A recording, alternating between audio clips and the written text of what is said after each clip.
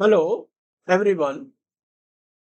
In this video, we will understand two powerful budget visuals.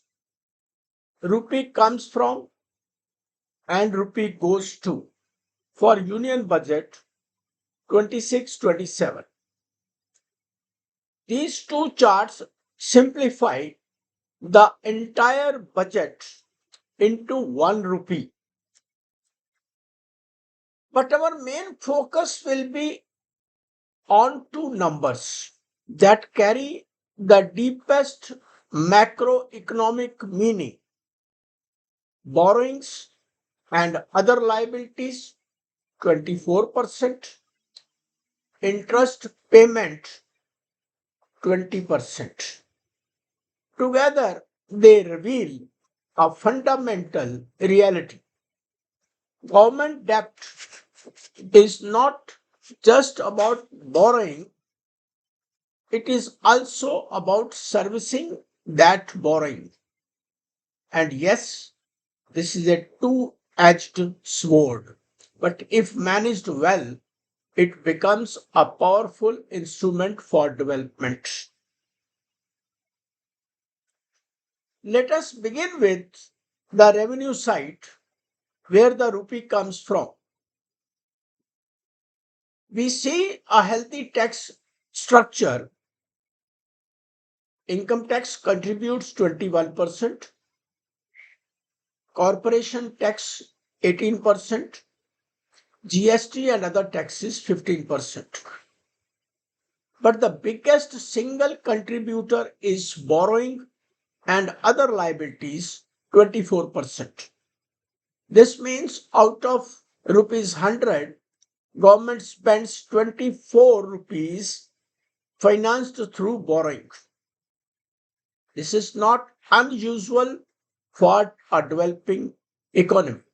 Borrowing is often used to fund long-term infrastructure and capital formation.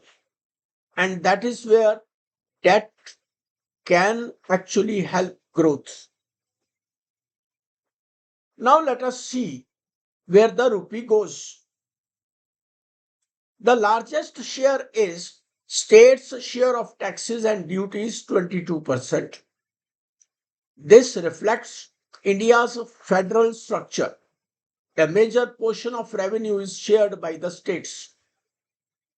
But the second largest item is the most critical: interest payment 20%.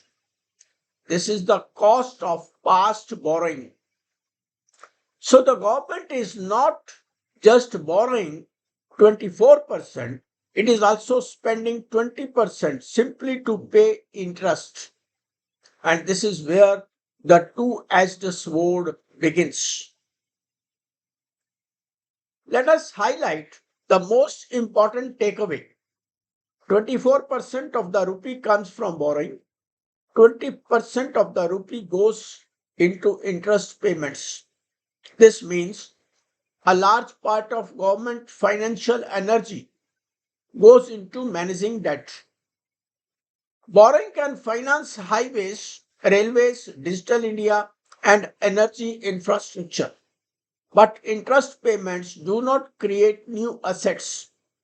They are largely a fixed commitment. So the debt has two sides. Debt helps development. Debt also creates recurring financial pressure.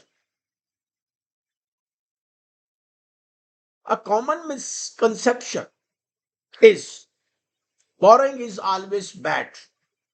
In reality, borrowing is like electricity. It can power growth or cause damage depending on how it is used. If borrowing funds infrastructure, capital expenditure, productivity improvement, education and skill, green energy, then debt raises future GDP. And when GDP rises, the debt burden becomes more manageable. So borrowing is not the enemy. Unproductive borrowing is the enemy. Now, the second side, interest payments are non discretionary. You cannot easily cut them. So, as interest rises, fiscal flexibility reduces, development spending gets squeezed, new borrowing becomes necessary, and the cycle continues. This is often called a debt servicing trap, not because debt is evil, but because high interest payments reduce the government's ability to spend on new growth. Now, let us address the most important critical insight, the two edged sword. Case 1, if government reduces borrowing sharply, then how will it finance expenditure? There are only a few options: cut spendings, raise taxes, or print money indirectly. If spending is cut, development slows. If taxes rise, private consumption and investment may weaken. If money supply expands too much, inflation can rise. And inflation forces the central bank to raise interest rates. So, ironically, reducing borrowings too aggressively can still create macroeconomic stress. Now, case 2, if borrowing continues heavily, then interest payment rise over time. And interest is like a silent tax because it absorbs revenue, it reduces spending space, and it can crowd social and capital expenditure.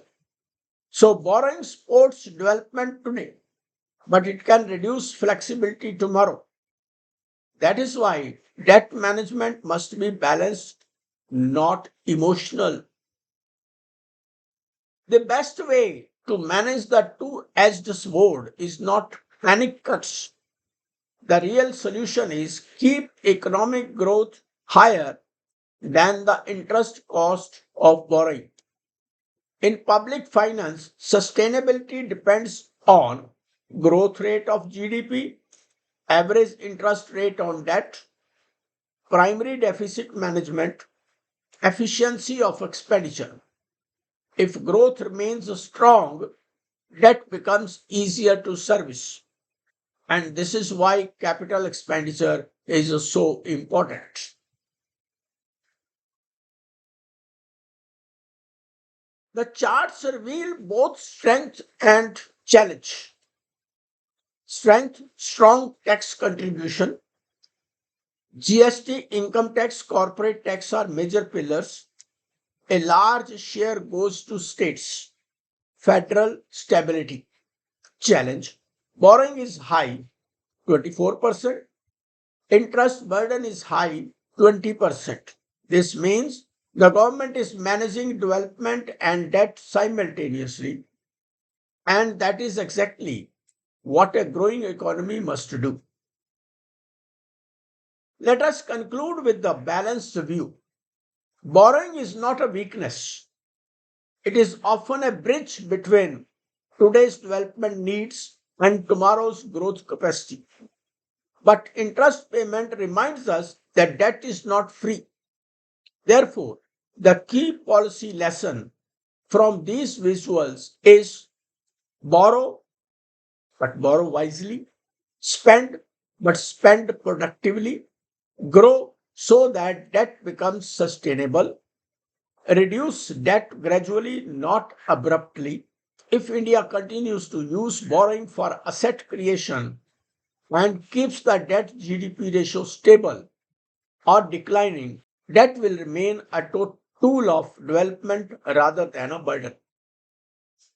If India continues to use borrowing for asset creation and keeps the debt GDP ratio stable or declining, debt will remain a tool of development rather than a burden. Thank you. Thank you very much for watching. Please share. Always share the videos of Dr. Sachdeva to your friends who are interested in data analysis.